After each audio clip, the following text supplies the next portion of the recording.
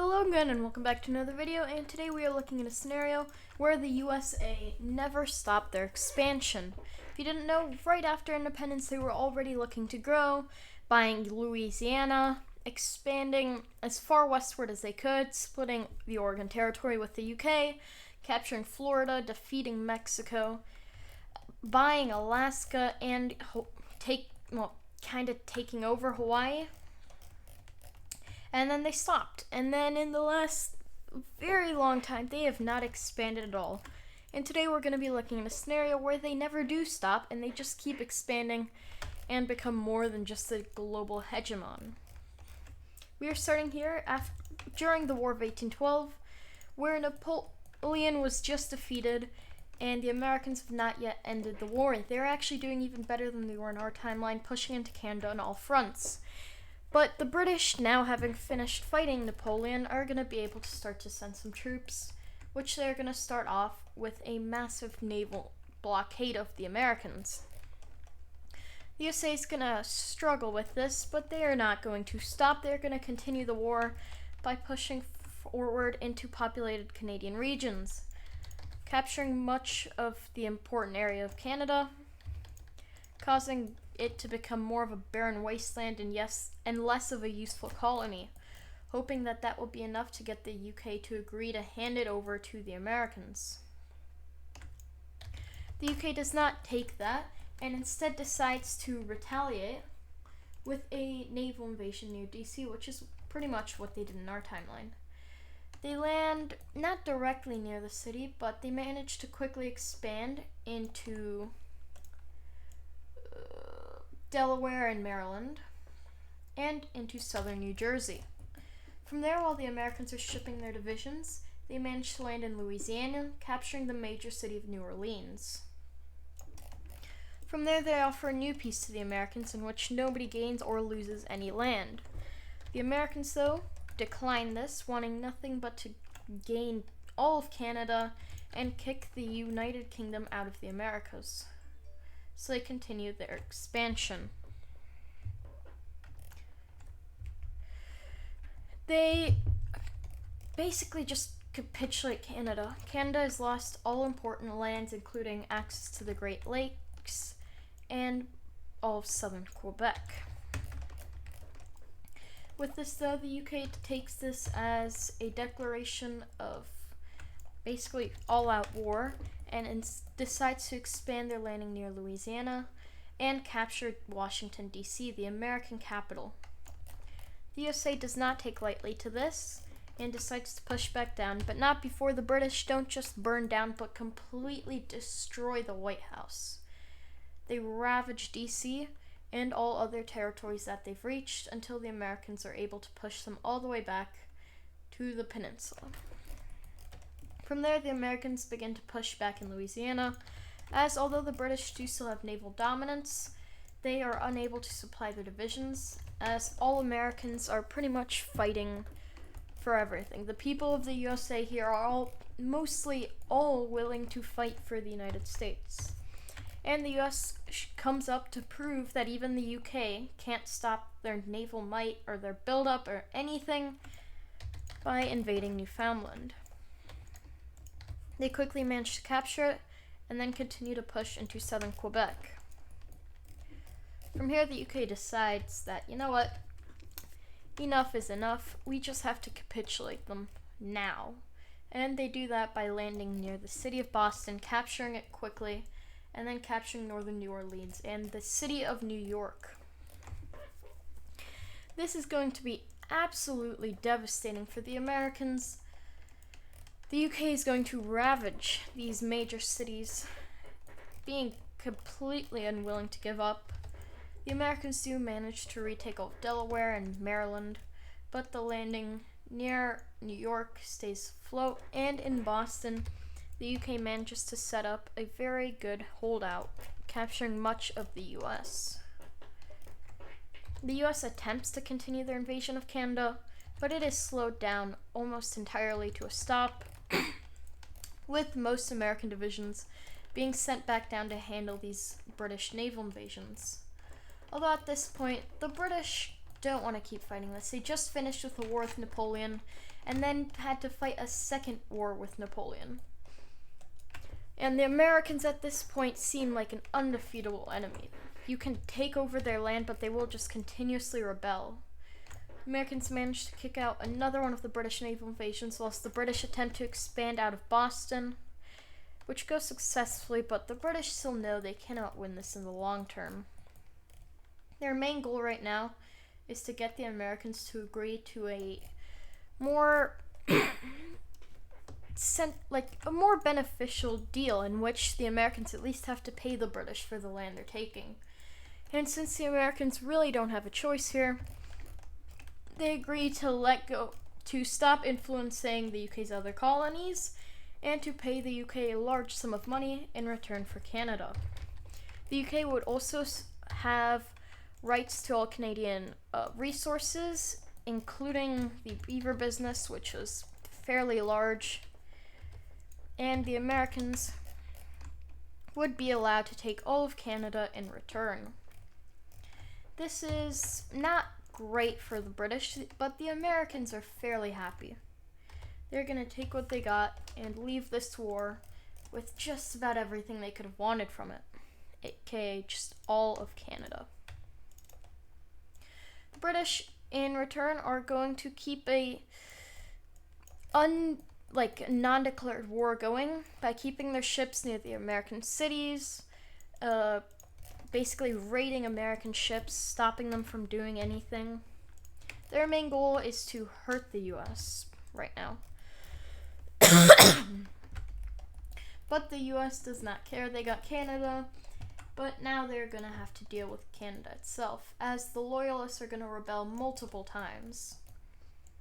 In Quebec and near the city of Toronto, multiple rebellions take place against the Americans, as the Canadians don't want to stop saying please. They don't want to have McDonald's be integrated into their culture. They want their own state. And at least under the British, they could have something. Now they have been turned into direct part of the USA. And even after being given statehood, at least in some areas, including the state of Quebec and the state of Ontario, they do not care, and they rebel against this American rule. Unfortunately for them, the Americans are going to start to push them back. But luckily for them, this is exactly what the British have been waiting for. So, not even 20 years after the first war broke out, the War of 1812, maybe around 1825 or so, the Americans and the British are once again at war. The British do exactly what they did last time, naval invading New Orleans and capturing southern Louisiana, basically securing control of the southern Mississippi, along with naval invading near DC, burning it down again, and then promptly retreating. The Americans are already pissed at this, basically being very, very angry at the UK, stating that they weren't following this stuff and why would they get involved. But the British don't care, and they aid the Canadians in securing control of much of Quebec and eastern Canada. The Americans refuse to give up, and meanwhile, while this war is going on, they also manage to expand westward a decent amount. But the Americans are now focusing in other areas. They're trying to expand westward. They're arguably preparing for a war against Mexico, with Texas beginning to consider seceding and then joining the USA. And they don't want this war to be drawn out. The UK merely wants to have better trade rights, etc. And the Canadians just want better representation, especially in the French-speaking parts. Eventually, a new agreement will have to be come up, as there's no way the UK could subjugate the entirety of the US, and there's absolutely no way the US could win the long-term war against the greatest naval power in the world. A new agreement is made, in which the USA demilitarizes its naval power, gives the UK more rights to trade, etc., and agrees to stop interfering with any Canadian people and send any loyalists in the country back to the UK. With this new agreement in place, the USA now feels fully entitled and ready for more expansion. So they start to push westward, capturing more and more territories,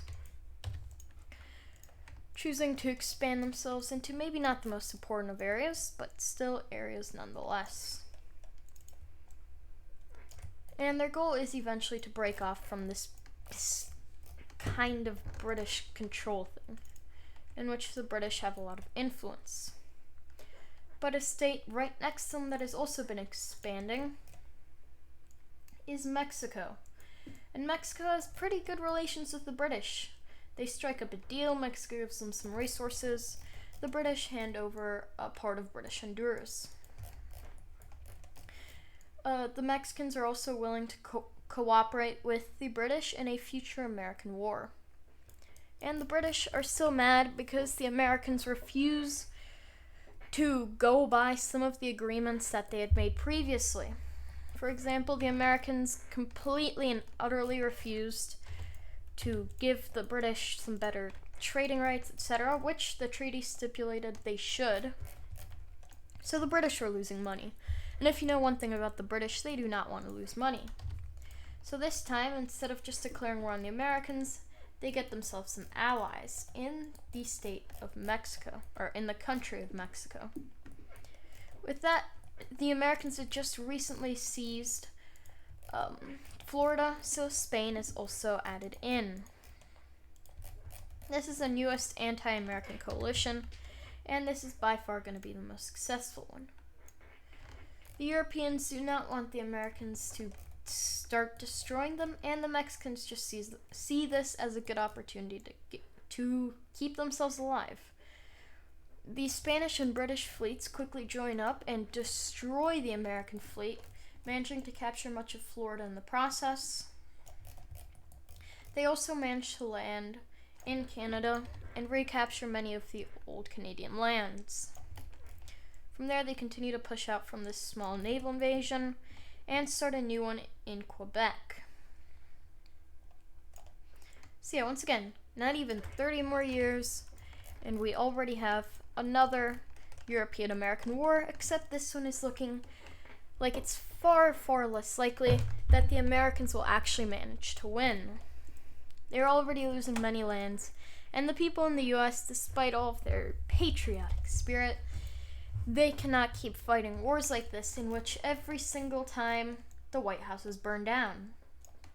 And then the British leave. The Americans are getting humiliated over and over again, and despite the fact that they're still technically winning, even the Mexicans have made some progress. Americans, of course, decide that that's absolutely impossible and retaliate by capturing all of Texas. They continue to push down south into Mexico, hoping to force a Mexican surrender. They recapture all of their own territories and push into all of Texas and further into northern Mexico. They also managed to push back the British and the Spanish slightly in Florida, as Spain really isn't the biggest help here, or at least not as big of a help as you might assume. The British, however, do manage to secure control over Quebec. From here, the Americans decide that Mexico is still the largest priority. If they can knock the Mexicans out of the war, they can handle anything the British can throw at them. So they reach all the way to California on the west coast, cut off Baja, and push down the Mexican coastline. At this point, there are some British reinforcements, but this is mainly just the Mexican army versus this incredibly powerful American army. During this time, some other things have also been happening in South America, including Chilean independence, Bolivian independence.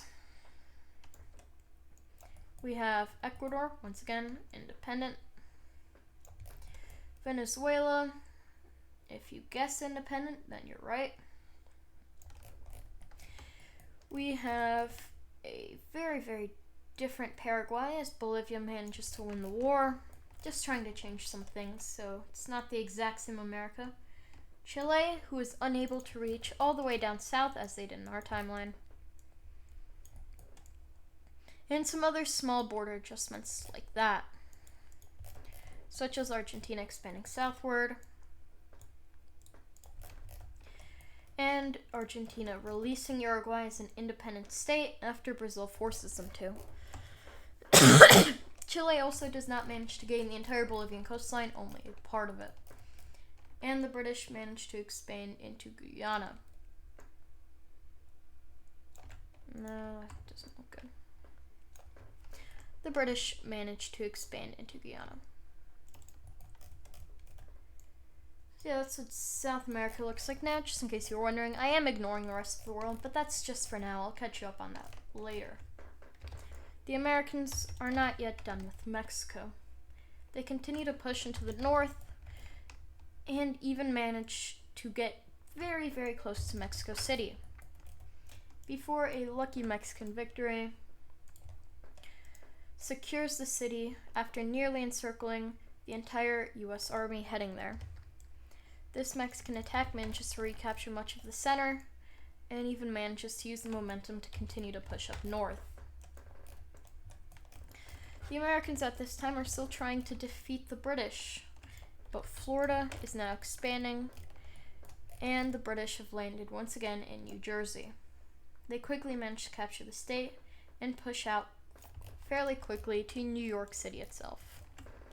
The Americans attempt to change British basically priorities by pushing back up into Quebec, but it doesn't go exactly as the Americans wanted, as soon enough they are stopped before they manage to kick the British out completely. And due to the British naval invasions, the American army is too busy in other areas. Yet nonetheless, they are currently winning if you just look at land that they own now and before the war. This time though, Spain is struggling. Their economy is already horrible, and this war with the Americans is making it even worse. The Spanish are trying to get a peace treaty where they don't lose Cuba or Puerto Rico, but the Americans are just not having it.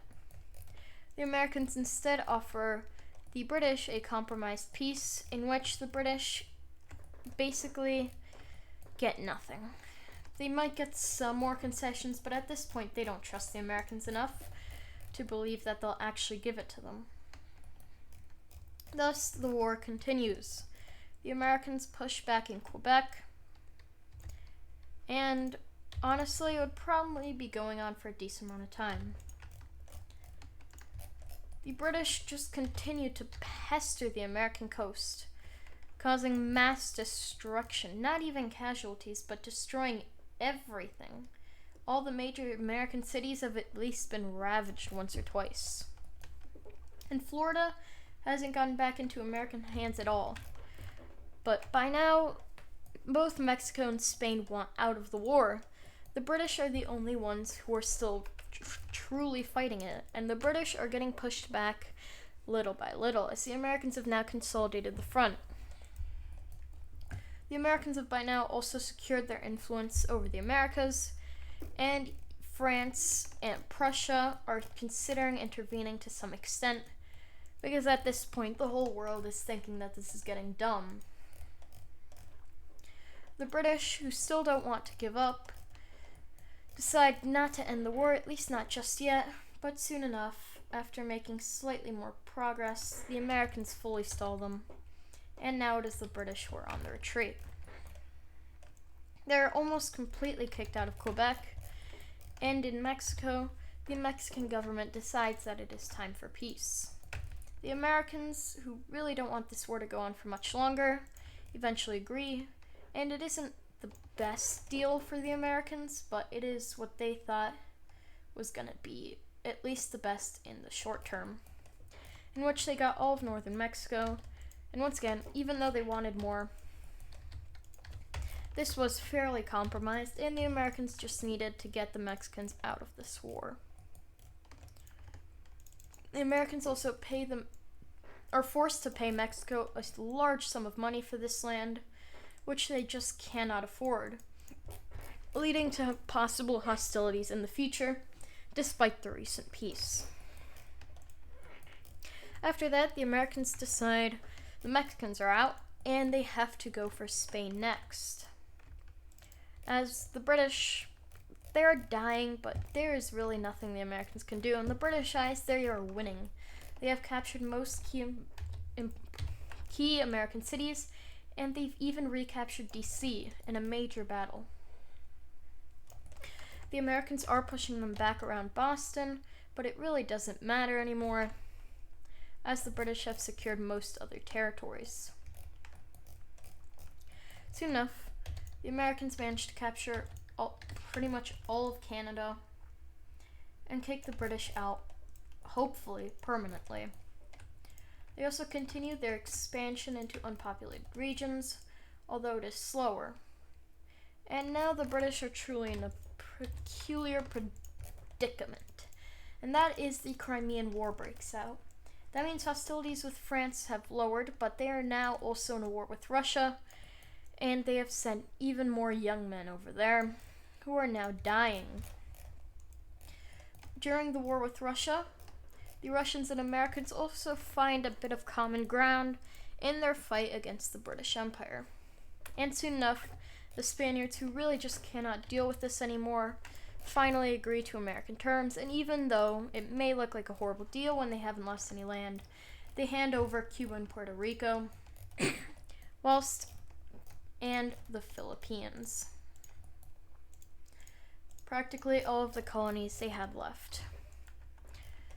And now the British are all alone. They have lost their allies, and the Americans are far more powerful. Without Spanish aid, and now having the Americans, who have practically complete control of the Gulf of Mexico, the British are kicked out of Florida, leaving just the main British naval invasion to stand alone. The British really don't care. They continue to expand this naval invasion until eventually the Americans just have to give up, right? No, they really don't. The Americans are now in the complete position of power and start to build up a navy that can hopefully at least hold off the British. The Crimean War is now ending, though, so the Americans know the British will be able to send over even more people. Luckily for them, however, the British populace is completely against this war. It's been going on for, 20 years now? It's over. They just do not care anymore. And eventually peace will have to be made.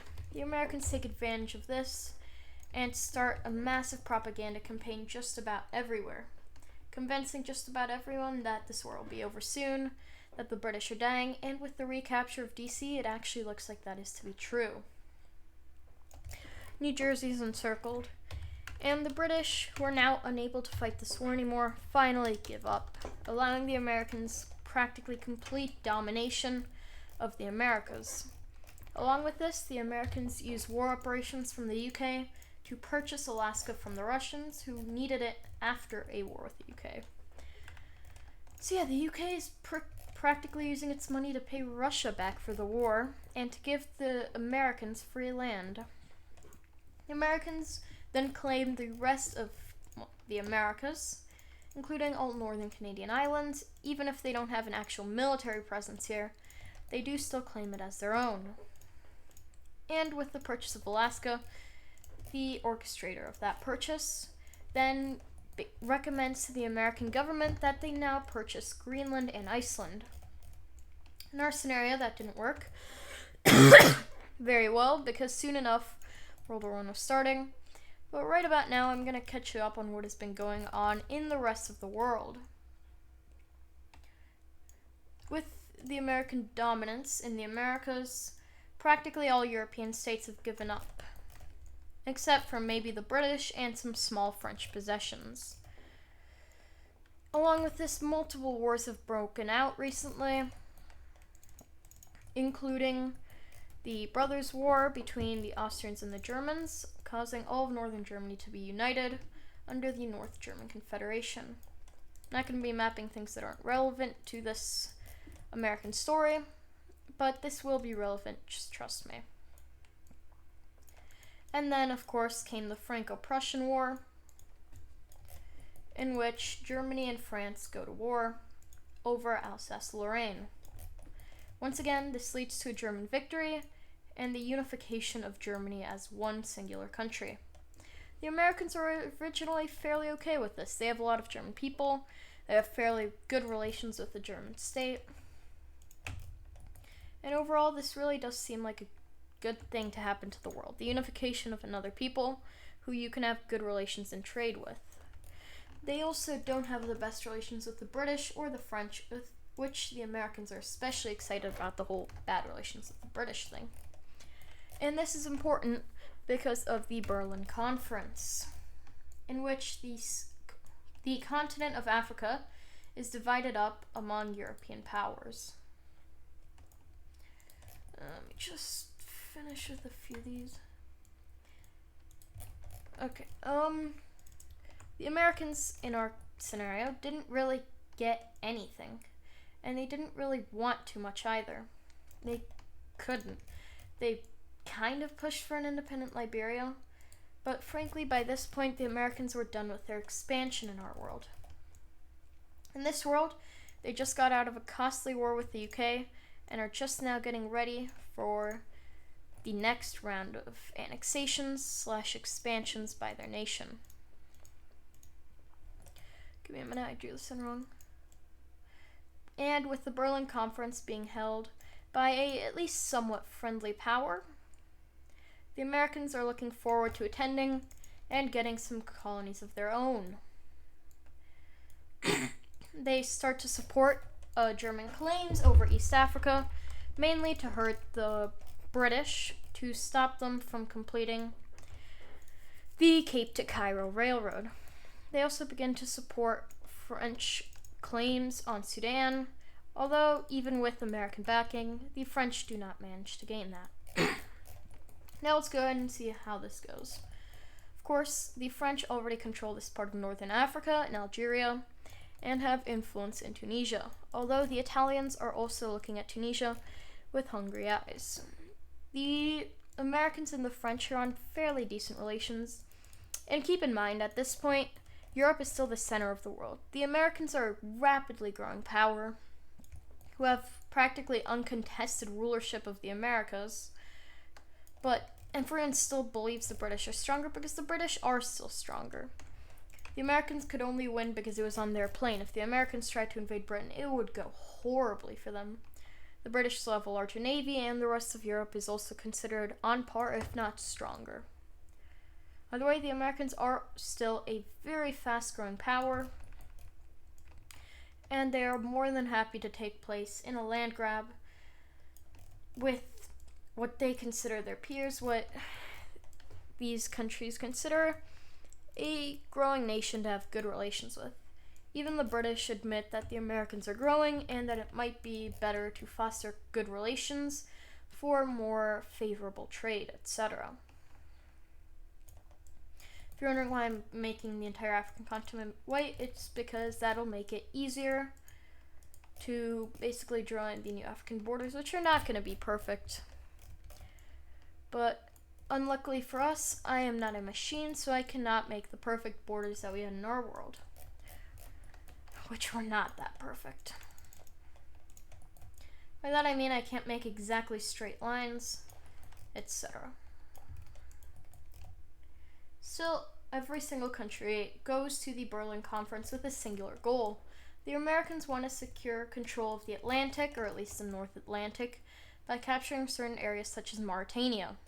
The Portuguese want to expand their Mozambique and Angolan colonies into the entirety of Africa, although since that is most realistic and even they can have to admit that eventually, they instead start to go for connecting up those two colonies through Zambia.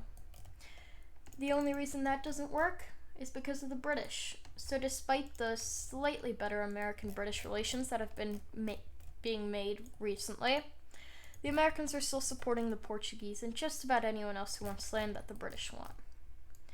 British, though, do already have a strong grip over South Africa, so there is really nothing the Americans can do there. Anyway, it is practically all white now. Let us see what these new African borders will look like. In the end, the Americans will manage to get a few smaller colonies along the West African coast, including the Ivory Coast, Liberia, in fact a slightly expanded Liberia. They will manage to get a part of Guinea, Mauritania, And they will also manage to get all of Western Sahara instead of the Spanish. So yeah, maybe not the largest piece of land, but they have gotten themselves a decent amount of colonies, and along with that, they push for getting Madagascar, which they unluckily fail, but it is quite close. The French, meanwhile, will be getting many of the remaining lands, as they are going to be getting most of the Saharan territories that you see here. Something that looks something like that. These lands are going to be given over to the French, who the Americans may not love but are on okay relations with. The French will also be given the territory which they already kind of controlled in Djibouti, not very different from our timeline, and the island of Madagascar. Overall, the French did get a slightly smaller colonial empire over here, but that is just about fine. Next up, let's look at the Germans, who are actually going to be getting a little bit more than they did in our timeline, thanks to American backing, British weakness, or at least a slightly weaker Britain, and just luck. Let's call it luck, you can call it whatever you want. But the Germans will be getting a significantly larger colonial empire here. They will be getting all of the North Congo and Cameroon. They will be getting their East African colony, which they wanted. And they will be getting all of Namibia, which is the same thing that they got in our timeline. Something just about there. A few slightly larger colonies. Along with that, they will also be getting... Actually, do we give them something else? Just something small somewhere. No, I think that'll actually be enough. That's already about the same as in our timeline, maybe slightly larger. And they, of course, have large aspirations of gaining the Congo. The Congo, however, will be, same as in our timeline, given over to Belgium. Belgium, who most people were surprised even came, ended up getting the crown jewel of Africa, the center of Africa, the Congo. A slightly different looking Congo, may I add, but the Congo nonetheless. And they are more than pleased with that, as technically it isn't given over to Belgium, but instead the king. But it is still ruled by Belgium, as the king just cannot do it on his own. You know, the Italians get just about everything they could have wanted. Getting the Somali coast. Actually, no, let's give them all of Ethiopia. They managed to gain all of Ethiopia and a part of the Somali coast. The only regions they don't get are Somaliland and Djibouti. Still, not the largest colony, but definitely a significant amount more than they got in our timeline. Next up, let's go ahead and do the Portuguese. And you might be noticing that I'm leaving the British for last. That is on purpose. The Portuguese will not get much more than they got in our timeline, merely managing to get Angola and Mozambique. And then, of course, everything that is left is handed over to the British, who gain probably the largest and most important pieces of land, but the Germans and the French also have respectable colonial empires, with the Italians and the Americans also being somewhere up there. Well, the British do manage to get all of Nigeria, Egypt, Sudan, Kenya, South Africa. They probably got the best deal here. This is how Africa has now been divided. I'm also gonna map out a few more pieces of land that have exchanged hands in the recent years, including the French colony expanding, the British colony expanding in the British Raj, managing to capture the entirety of the Indian subcontinent, including all Indian rulers, and lands that used to belong to Afghanistan and that were claimed by Persia. Meanwhile, the rest is given to Iran. And of course, this is unified with their previous British colony, which creates, of course, British dominance of the entire Indian subcontinent and, by an extent, influence into China, which is actually the next thing I'm going to be talking about here. Because if you didn't know in our timeline, China was almost divided. There was almost a scramble for China. The only reason it didn't happen was because the United States got involved. The United States basically told everyone to leave China alone and instead put some new trade regulations on them, rather than completely dividing them. Here that will be different, and instead of the Americans stopping the push for China, they participate in it, causing it to be fully divided up amongst nations. The Russians managed to directly annex Manchuria, parts of Mongolia, and parts of eastern China. Meanwhile, they get for themselves a massive northern Chinese puppet who will expand their power incredibly. In the process, or if not then before, they also annex all of Central Asia, and they are also on fairly good terms with the Americans. They have practically nothing against them. They had good relations, they sold Alaska, etc. And they have a very common enemy, as at this point the Great Game is still going on, and the British and Russians are not exactly what you would call friends. We also see that Japan is united, but due to this expanded Russian support and less of a threat from Britain, etc., along with American help, the Japanese will not manage to win the Russo-Japanese War. They will, however, manage to stalemate it and secure their control of Korea. Well, of South Korea. North Korea does fall to Russian influence, not direct Russian rule, but Russian influence. Meanwhile, all of southern China and Tibet falls to British influence, not directly being annexed, but definitely under their control. And a lot of the river regions fall directly under their control, while the Shandong Peninsula is annexed by the Germans. The French slightly expand their colony, and the Americans manage to capture lands around Hong Kong, etc. So yes, another massive land grab here. The Chinese government is now a very weak institution kept in place only because they cannot decide who should own it. With that, I am going to end it here. The Americans have greatly expanded themselves. Actually, let's finish off with one more thing, in which they managed to buy Greenland and Iceland from Denmark. We're going to assume the trade that we had in that was proposed in our timeline take place, where the Danish take the southernmost island of the Philippines and trade it to the Germans for North Schleswig.